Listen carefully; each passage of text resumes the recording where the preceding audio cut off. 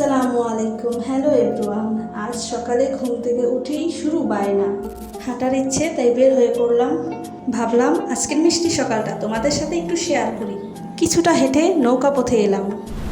নৌকায় উঠে ভাবলাম একটু ঢং না করলে চলে, তাই একটু ঢং করছি আমি, আর আমার ছোট বোনটা পুরো আনন্দে মেতে আছে।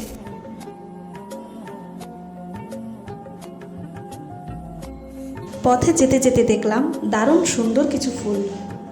ভাবলাম যদি কানে দিয়ে দেখি কেমন লাগে। লুক লাইক ওয়াও, দেখো তো কানে দিয়ে আরো সুন্দর লাগছে না? সকালের হাঁটাহাঁটি শেষে চলে এলাম এই শান্ত জায়গায়